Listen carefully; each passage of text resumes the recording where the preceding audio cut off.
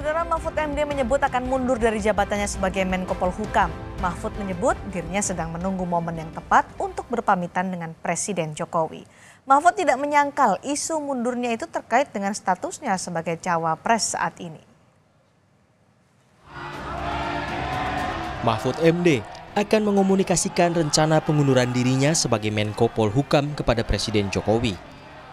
Mahfud menyebut ia menghormati Jokowi dan penunjukannya sebagai Menko Polhukam, sehingga tak bisa mundur secara sepihak tanpa menyelesaikan tugasnya.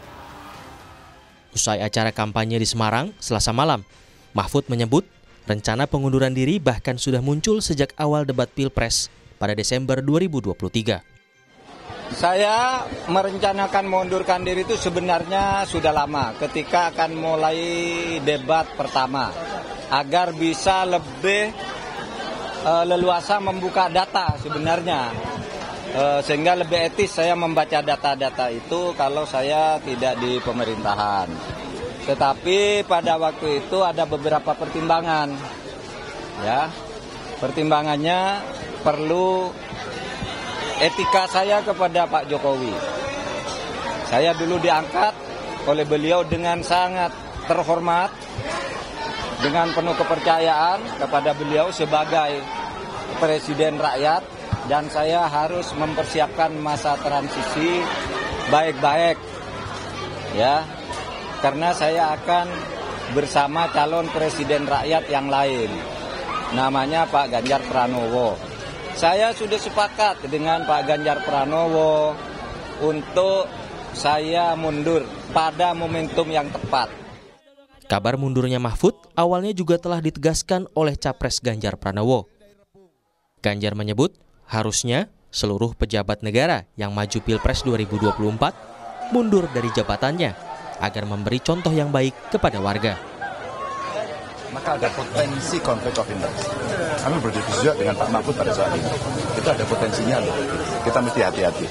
Mampu nggak kita menjaga diri kita untuk bisa netral dan tidak menggunakan fasilitas itu aja. Nah, dengan beberapa kejadian orang menggunakan fasilitas, menggunakan alat transportasi, alasannya kunjungan kerja, tapi di sana kampanye, kan rakyat bisa melihat itu. Maka kita sedang mengambil risiko itu. Maka saya sarankan mundur. Berubahlah aturan, gitu. Termasuk Pak Mahfud. Jadi Rabu pagi, Jokowi menyebut sudah mengetahui isu mundurnya Mahfud MD. Jokowi menyebut pengunduran diri itu adalah hak Mahfud MD. Ya, itu hak dan saya sangat menghargai. Di sisi lain, Wakil TKN Prabowo Gibran, Habibur Rahman mempertanyakan mengapa baru sekarang Mahfud menyampaikan rencana pengunduran diri dari kabinet. Mahfud harusnya bisa mundur begitu sudah ditetapkan sebagai cawapres pendamping Ganjar. Kalau Prof. Mahfud menganggap harus mengundurkan diri dengan berasumsi ada yang salah kalau capres masih merangkap atau cawapres masih merangkap sebagai menteri aktif. Jadi kenapa baru sekarang? Kemana Pak Mahfud ya 72 hari ini setelah ditetapkan sebagai cawapres kok tidak mundur? Jadi kalau rangkap jabatan istilahnya ya, rangkap status seperti itu dianggap bermasalah, kan sudah terjadi 72 hari dijalani oleh Prof. Mahfud. Ya, itu haknya beliau. Sementara itu, pengamat politik Ujang Komarudin memaklumi jika alasan mundur Mahfud MD sebagai bentuk perlawanan atas keberpihakan Presiden hingga sejumlah menteri dan pejabat negara terhadap salah satu paslon di Pilpres. Saya juga ingin mencari itu jawabannya ngawur juga itu. Menurut Ujang, momen Pilpres harusnya jadi momen untuk Jokowi membuktikan dirinya sebagai negarawan yang bisa melindungi semua pihak. Harus kita ingatkan bahwa Pak Jokowi harus berjiwa negarawan, bukan soal dukung-mendukung, tetapi bagaimana Pilpres ini dijadikan sebagai lahan pengabdian Pak Jokowi untuk kepentingan masyarakat bangsa dan negara. Oleh karena itu, ya kalau bicara boleh, iya, tidak ada aturan melarang. Tetapi publik menginginkannya bahwa Pak Jokowi sebagai presiden, sebagai kepala pemerintahan dan kepala negara harus berdiri di tengah. Pilpres saat ini berlangsung di penghujung masa jabatan Jokowi setelah 2 periode memimpin negeri ini. Publik menuntut komitmen netralitas pemerintah agar Pilpres 2024 dapat berlangsung jujur, adil dan damai tanpa adanya intervensi. Tim Liputan, Kompas TV. Presiden Joko Widodo menyebut seorang presiden boleh berkampanye dan memihak pada calon tertentu dalam kontestasi demokrasi. Meski demikian Jokowi menegaskan asal tidak menggunakan fasilitas negara untuk berkampanye. Hak politik setiap orang, setiap menteri sama saja. Yang paling penting presiden itu boleh loh kampanye. Presiden itu boleh loh memihak. Boleh. Tapi yang paling penting waktu kampanye tidak boleh menggunakan fasilitas negara. Boleh, Pak. Kita ini kan pejabat publik sekaligus pejabat politik. Masa gini nggak boleh berpolitik, nggak boleh. Menteri juga boleh. Gimana? Itu saja. Yang mengatur itu hanya tidak boleh menggunakan fasilitas negara. Apa momentum yang ditunggu Mahfud MD agar resmi menyampaikan pengunduran dirinya kepada Presiden dan apakah ini akan berdampak positif pada elektabilitas Ganjar Mahfud? Kita bahas bersama Karania Dharma Saputra, Deputi Kanal Media TPN Ganjar Mahfud. Ada juga Aditya Perdana, pengamat politik, Direktur Algoritma Research and Consulting. Selamat malam Pak Kara, Pak Adit. Malam. Terima kasih sudah bergabung di Sapa Indonesia Malam. Pak Kara, Mahfud bilang mau mundur sebagai Menko Polhukam, tapi masih menunggu momentum. Momentum apa itu yang bisa membuat Mahfud MD akhirnya menyatakan mundur dari jabatannya sebagai Menko Polhukam? Oh, jadi saya kira begini. Saya kira keputusan, karena kebetulan kemarin Profesor Mahfud membuat pernyataan itu di Semarang dan saya juga ada bersama beliau. Nanti silahkan ditonton lagi rekamannya di acara Tabrak Prof. Saya kira begini, yang pertama keputusan mundur itu sudah firm gitu ya. Jadi bukannya nanti baru akan mundur kalau enggak. Keputusan mundurnya beliau itu sudah firm gitu. Itu satu. Lalu kemudian kedua, bahwa tentu karena beliau jabatannya tinggi sekali, Menko Polhukam, tentu kan tidak langsung bisa serta-merta beliau bicara langsung pada saat itu juga mundur, kan nggak bisa begitu ya. Karena tentu harus ada proses, harus ada mekanismenya. Nah itu yang dimaksud oleh beliau bahwa karena Pak Mahfud juga sangat menghormati Presiden Jokowi, nah karena itu tentu beliau ingin menjaga agar pengunduran diri ini juga dilakukan dengan mekanisme yang semestinya dan juga akan pamit kepada Presiden Jokowi baik-baik gitu. Nah itu yang pertama. Kemudian yang kedua, saya kira ada satu hal yang perlu saya tegaskan di sini gitu ya. Jadi kalau saya mendengarkan dan saya juga berdiskusi dengan Prof Mahfud, saya kira sebetulnya yang mendasari pengunduran diri beliau ini sebetulnya lebih ke beliau ingin mengirimkan sebuah pesan moral ya. Bahkan mungkin juga barangkali bisa kita simpulkan juga kritik moral, bahkan juga protes moral terhadap sebuah situasi yang saya kira memprihatinkan banyak sekali orang. Ini di luar, ini sudah saya kira persoalannya sudah di luar siapa menang siapa kalah gitu ya. Tetapi apakah memang kita menginginkan gitu adanya sebuah proses pemilu, sebuah proses demokrasi yang dilaksanakan dengan secara terbuka mempertontonkan adanya cawe-cawe pemerintah, cawe-cawe aparat negara, bahkan juga personalisasi bansos yang nyata-nyata adalah merupakan fasilitas negara gitu yang dibeli oleh uang negara. Nah inilah yang kemudian mendasari kalau tadi Pak Habibur Rahman mempertanyakan kok baru sekarang, yaitu tadi karena pertontonan dari betapa ketidaknetralan aparat ini, bahkan juga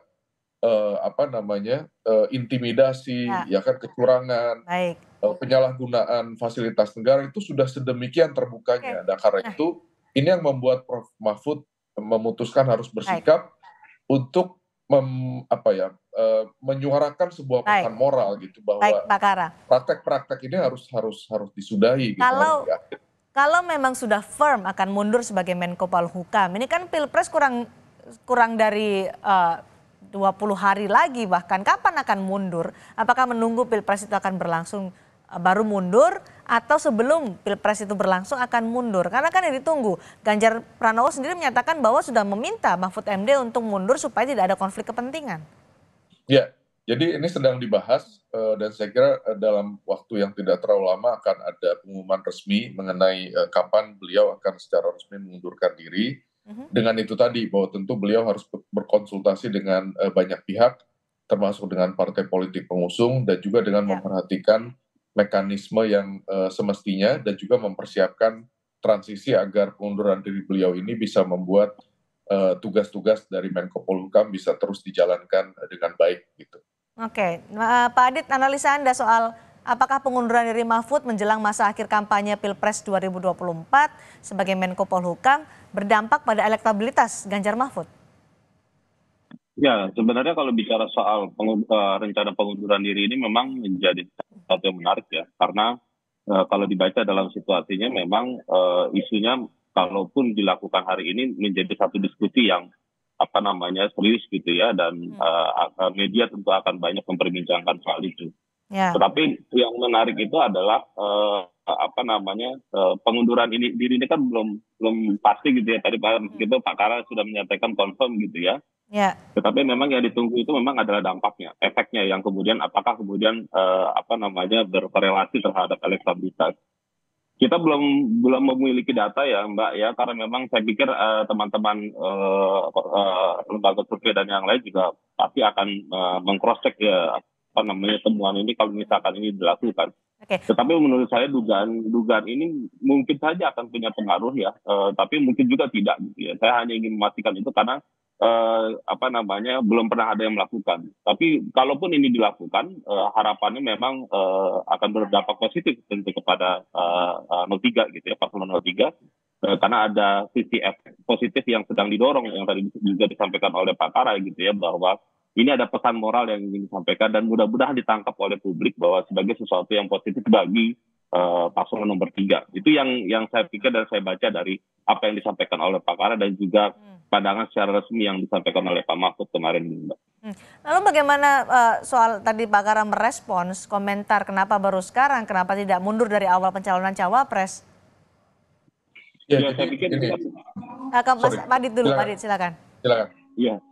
Ya, saya pikir gini ya, situasi ini memang kan sangat dilematis karena memang regulasinya memperbolehkan setiap pejabat publik dan politik itu untuk mengambil posisi ingin seperti apa. Kalaupun cuti memang ada hak cuti yang bisa dilakukan.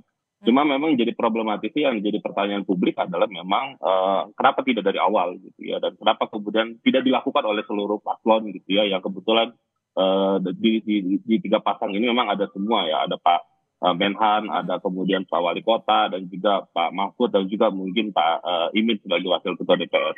Jadi mereka-mereka ini kalau misalkan kita bisa dorong harusnya memulai dari awal. Tetapi ini kan tidak diambil dan baru keputusan ini yang sedang diambil oleh Pak Mahfud. Sebagai yang lain mungkin masih kita tanya juga ya apakah ada hal yang sama atau tidak. Jadi konteks regulasinya memungkinkan tapi menjadi sangat personal gitu ya hari ini karena memang putusan ini menjadi sangat personal dan tadi yang disampaikan oleh Pak Kara ya memang sepenuhnya memang ini kembali kepada Pak Mahfud untuk memutuskan gitu ya.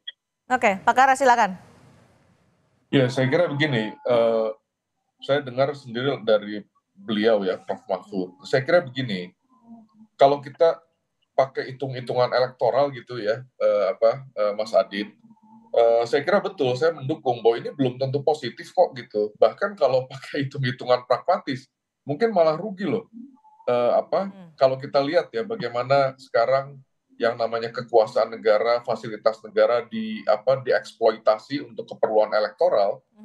Lah Pak Mahfud ini sekarang ada di sebuah posisi yang sangat strategis, bahkan langsung portfolio beliau adalah pelaksanaan pemilu. Kalau hitung-hitungannya elektoral murni, saya kira sangat merugikan gitu. Nah, karena itulah saya kira yang ingin saya sampaikan bahwa saya percaya ya negara ini bukan hanya berisi dari logika-logika kepentingan sesaat gitu. Kita pernah mengalami ada banyak sekali peristiwa penting di negara ini di mana kita digerakkan oleh yang namanya keinginan untuk sama-sama berbangsa dan bernegara dengan baik gitu. Kita memiliki standar-standar ukuran etik, standar ukuran-ukuran norma gitu yang ingin kita jaga bersama. Karena itulah kita bisa menjadi negara yang maju terus kita tidak menjadi negara gagal gitu. Karena saya yakin ada nilai-nilai itu yang selalu ingin kita jaga bersama. Saya beri contoh. Saya sendiri sebetulnya kan, saya seorang profesional gitu. Kadang-kadang saya bertanya ngapain saya ikut-ikutan proses politik ini gitu kan. Tapi terus terang pada saat saya diminta untuk membantu, saya tergerak karena saya terganggu sekali dengan manipulasi keputusan Mahkamah Konstitusi gitu. Nah itu kan saya rasa ada proses itu di masyarakat gitu. Ada rasa keadilan, ada norma, ada etika, ada keinginan berkontribusi untuk membuat prinsip-prinsip bernegara ini kita jaga gitu. Nah saya yakin hal-hal seperti itu yang membuat Indonesia menjadi sebuah negara besar seperti sekarang gitu. Nah, pada saat prinsip-prinsip yang sangat mendasar bagi kebanyakan masyarakat ini lalu kemudian ditabrak, diganggu bahkan diselewengkan, saya yakin sekali bahwa mayoritas masyarakat tidak akan tinggal diam. Nah, itulah yang juga saya kira menggerakkan Prof Mahfud gitu ya untuk kemarin pada akhirnya menyatakan pengunduran diri beliau gitu. Karena sekali lagi kalau hitung-hitungannya elektoral, kalau kita lihat apa yang dipertontonkan dengan sangat terbuka di hadapan kita semua, langkah ini justru akan sangat merugikan karena kita melihat fasilitas negara, kekuasaan yang melekat di pejabat negara sekarang digunakan untuk keperluan pragmatis elektoral. Oke, Pak Kara, maaf saya potong. Tadi Anda menyatakan bahwa Pak Mahfud mengatakan mundur untuk menyampaikan pesan moral kepada mereka yang kalau kita bisa bilang disindir dalam program tabrak Prof kemarin itu ada beberapa menteri Jokowi yang disindir oleh Prof Mahfud menggunakan fasilitas negara, misalnya dijemput oleh stafnya, kemudian juga dijemput oleh gubernur. Tapi Presiden hari ini kan bilang Presiden dan menteri memihak boleh, kampanye juga boleh. Apa tanggapan Anda soal ini? Nah itulah karena itu ya, jadi saya kira begini, makanya kan bahaya sekali kalau kita selalu bergerak dari kepentingan-kepentingan yang hanya pragmatis semata gitu. Itu yang membuat misalnya pada saat kita membaca undang-undang, kita hanya memilih pasal-pasal yang memang membuat kita bisa menjustifikasi kepentingan-kepentingan pragmatis sesaat kita. Tapi kalau dibaca secara utuh, Undang-Undang Pemilu nomor 15 tahun 2023 itu justru secara tegas melarang bahwa adanya larangan yang sangat eksplisit bagi setiap pejabat negara, bukan hanya untuk melakukan ini, tapi bahkan dilarang untuk melakukan tindakan yang menguntungkan atau merugikan kepentingan salah satu pasangan calon gitu. Jadi saya kira itu tertulis sangat eksplisit loh di pasal 73 Undang-Undang 15 2023. Gitu. Adit, soal pernyataan yang berbeda, Mahfud MD menyatakan akan pesan moral supaya tidak digunakanlah fasilitas negara. Sementara Jokowi menyatakan Presiden dan Menteri boleh berpihak, boleh berkampanye asal tidak menggunakan fasilitas negara. Bagaimana sentimen publik terhadap dua pernyataan ini? Ya, saya pikir ini akan menjadi menarik ya, karena isunya menyangkut bagaimana Pak Presiden memiliki pandangan yang juga kontras dalam beberapa waktu gitu ya. Pada waktu beberapa yang lalu memang Presiden mengatakan bahwa ASN, aparat dan segala macamnya harus netral gitu. Ya, pada sisi yang lain, hari ini kita mendengarkan juga Presiden mengatakan sebagai pejabat publik itu dimungkinkan untuk itu. Dimungkinkan pejabat publik untuk bisa kampanye dan sebagainya. Cuma masalahnya adalah yang kita persoalkan, kita punya kekhawatiran yang tadi sudah disebutkan oleh Pak Kara adalah bahwa menggunakan fasilitas negara dan memobilisasi sumber daya yang dimiliki oleh pejabat publik. Mobilisasi sumber daya itu bukan hanya uang program gitu ya, tetapi juga aparat dan juga birokrasinya. Nah itu yang kita khawatirkan secara bersama-sama.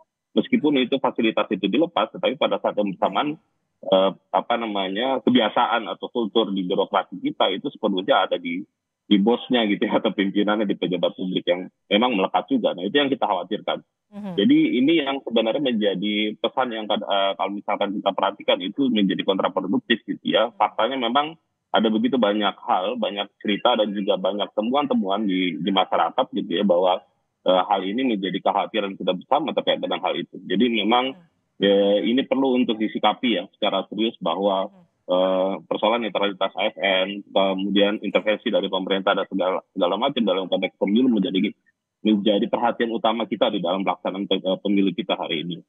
Jadi itu menjadi salah satu yang kita khawatirkan ya, bagaimana kita bisa menciptakan pemilu yang berintegritas, pemilu yang jujur dan adil kalau misalkan ternyata ada ada intervensi dari kekuasaan gitu ya. Oke, dinamikanya semakin menarik. Apakah nanti akan berdampak pada elektoral? Kita akan tunggu 14 Februari nanti menjelang pemilu sudah kurang dari 20 hari lagi. Terima kasih Pak Karania Dharma Saputra, Deputi Kanal Media TPN Ganjar Mahfud. Terima kasih juga Pak Ditya Perdana, pengamat politik dan Direktur Algoritma Research and Consulting sudah bergabung di Sapa Indonesia malam hari ini.